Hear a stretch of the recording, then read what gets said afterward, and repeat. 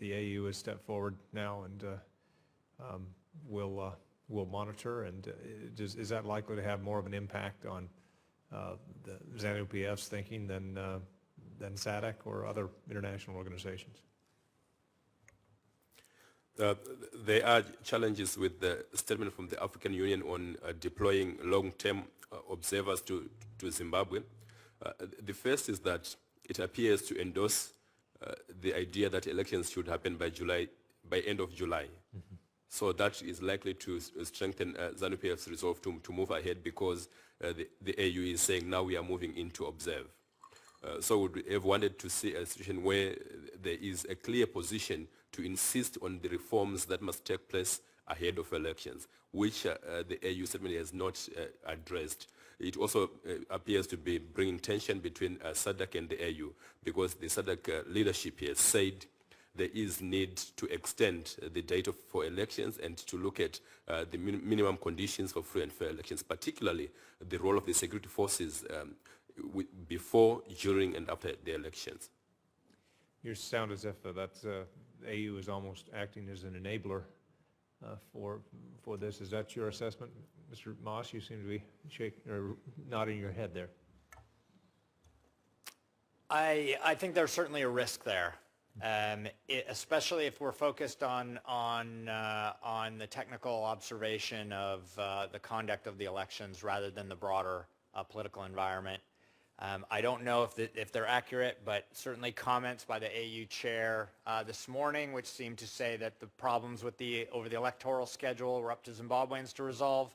The AU wasn't going to get involved. Doesn't suggest to me, if they're accurate, doesn't suggest to me a very active role for the AU. The AU, I should add, has come a very, very long way in standing up against coups. And standing on principle against coups. They have a much tougher time standing up to a sitting head of state that may be behaving in a way worse than coup makers. Thank you, Mr. Chairman. If you have any closing questions, feel free to ask them now. Okay. If I might, first, Mr. Moss, the question that I asked previously of Ambassador Yamamoto about diamond revenues, what measures do you believe can and should be taken to ensure that diamond revenues aren't being diverted and misused? I believe in your testimony you suggested you believe this is in part financing the ZANU-PF intimidation machine. Should the United States press for Zimbabwe's expulsion from the KP, from the Kimberley process, seek to engage it in the EITI, the Extractive Industries Transparency Initiative, or is there some other credible, creative path forward for ensuring transparency in this vital sector that is likely generating hundreds of millions of dollars that are currently unaccounted for? Yes, thank you. There's some very good research on the Zimbabwean diamond sector from Partnership Africa-Canada and from Global Witness that are both footnoted in my written testimony. Now, I would urge anyone looking for details to turn there for evidence of the problem. What's clearly happening is that diamonds are being taken directly out of the country. They're controlled by a secret network of businesses likely linked to the military forces. And what we do know is that the revenues from those diamonds are, for the most part, not going into the treasury where they belong. And I think it's reasonable to assume that if it's going to the military, then that's also being used as almost a parallel government to run the security forces and intelligence services. The Kimberley process itself is not set up to deal with human rights abuses or to deal with theft of mineral revenues. It was set up principally to try to squeeze so-called conflict diamonds out of the global supply chain. It did a pretty good job at that, and I'm sympathetic to those within the KP that think that this is a bridge too far and that the KP is not set up to deal with this problem.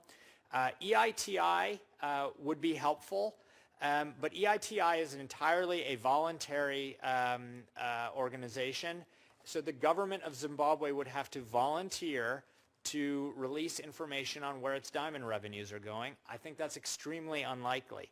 I do think that the United States could use its diplomatic and other influence, particularly working with our like-minded allies, to try to squeeze the diamond centers that are purchasing these diamonds and enabling the violence and repression in Zimbabwe quite directly.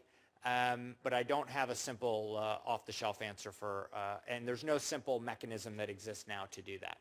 You mentioned in response to a question from Senator Flake and in your previous testimony some skepticism about just how far South Africa is willing to go in order to press for fundamental reform, in order to ensure not just a peaceful election, but a truly free and fair and open election.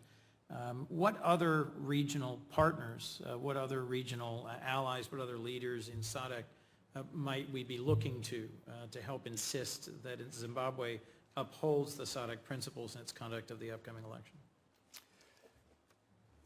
There are other members within SADC which I think are more willing to be forward-leaning on Zimbabwe. Unfortunately, they are much smaller and less influential than South Africa.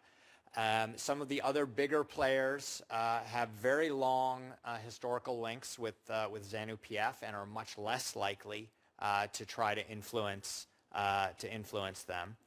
I think it was a terrible accident of history that President Mwanawasa of Zambia, who had been leading the charge before his death, and the SADC pressure sort of evaporated after his death.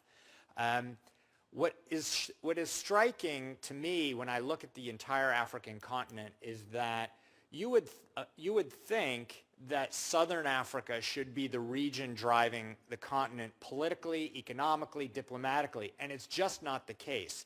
East and West Africa are much further ahead in democratic reforms, in pushing for sound economic policies, and I actually think we could get more leverage in working with countries like Ghana, like Nigeria, like Tanzania, to try to encourage a broader African stand against what I think everybody recognizes is a disaster in Zimbabwe, and everyone's just sort of waiting for the president to die to move to that next phase.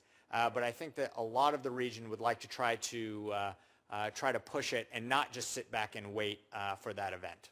Well, my last question for you, if I might, you've on this panel, you've sort of pressed hard on a view that is we shouldn't simply wait. We shouldn't simply accept peaceful elections. We should be using all the levers available to us. Others have suggested it's important for us to convey an openness to reducing sanctions on Zimbabwe should there be progress. Would you suggest strengthening or tightening sanctions? Are there tools that the United States unilaterally can deploy in the event that the very bad outcome you're predicting comes to pass?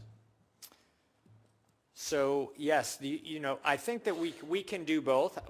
We're absolutely correct to continually review and reduce or take people off the sanctions list when they're no longer becoming a problem, and we should make it very clear that we're willing to do that when there are appropriate actions taken on the other side. At the same time, there are areas where the U.S. could be looking to further squeeze and tighten those recalcitrant elements within the government, particularly if there's a bad election or a violence-driven election result that either rejects an opposition victory or enforces a non-credible win by certain parties.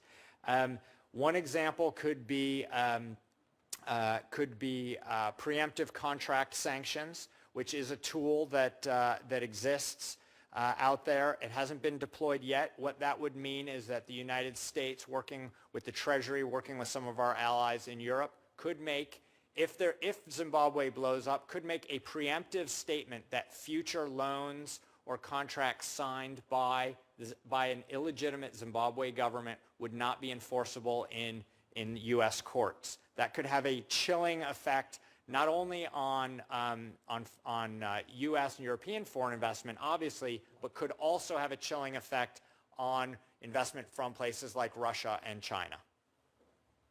Interesting. If I could, Mr. Schneider, the International Crisis Group recent report concludes that, if I read this right, it may be the best way forward to prepare for or plan for further power sharing. Is ICG suggesting a managed democracy approach is better than a truly failed outcome, than a military rejection of an electoral outcome that's suspect at best? And does this put at risk short-circuiting the popular will of Zimbabweans? And what we were essentially saying is if there is in fact no movement towards setting the ground for an adequate electoral process, that you have to think, what then do you do? And it's in that context an extension of the transition government in some way. But the answer is, at least at this stage, still to focus on the reforms required so that there are conditions for, at the very least, a peaceful, credible election, and then as much pressure as is possible on the security forces to accept the outcome where it goes against the ZANU-PF. I should make one other point. The diamonds issue is part of the security problem in Zimbabwe. The information that we had in one of our reports a while ago indicated that Zimbabwe Defense Industries, which is an Army-owned company, holds a 40% stake in the Anjan diamond mine operation.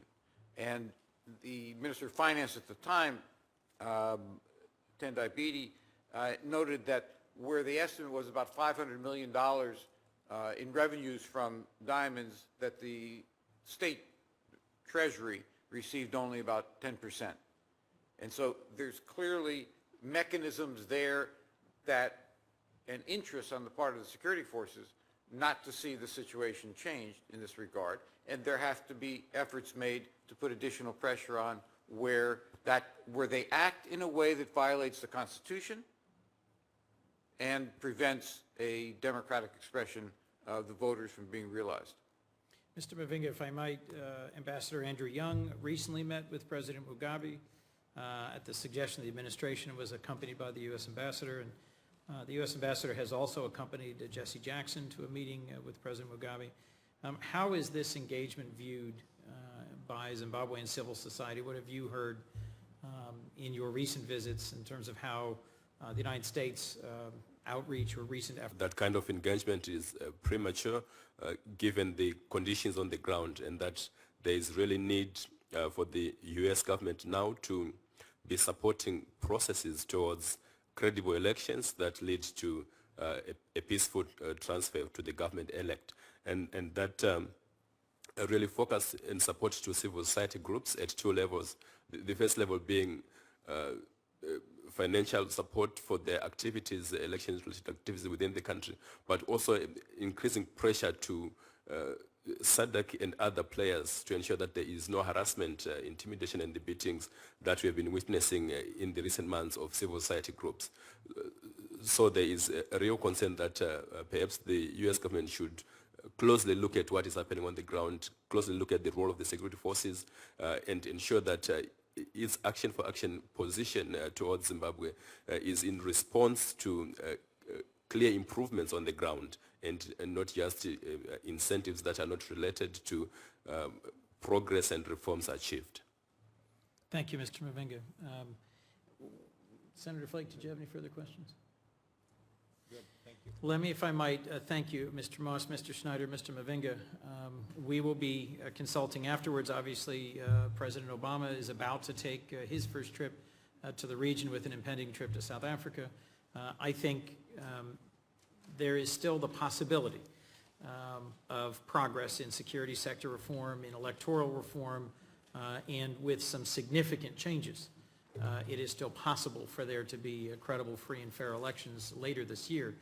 But we are clearly at a tipping point. All five of our witnesses today have drawn in sharp terms the grave concerns that the United States should have and the hesitancy we should have towards lifting any sanctions prematurely and the redoubling of effort that's required with our regional partners and our diplomatic efforts to ensure that we do not lose this opportunity at progress in Zimbabwe. So we will leave the record open for a week for other members of the committee who may have wanted to be with us, but we're at another event that was happening at the same time.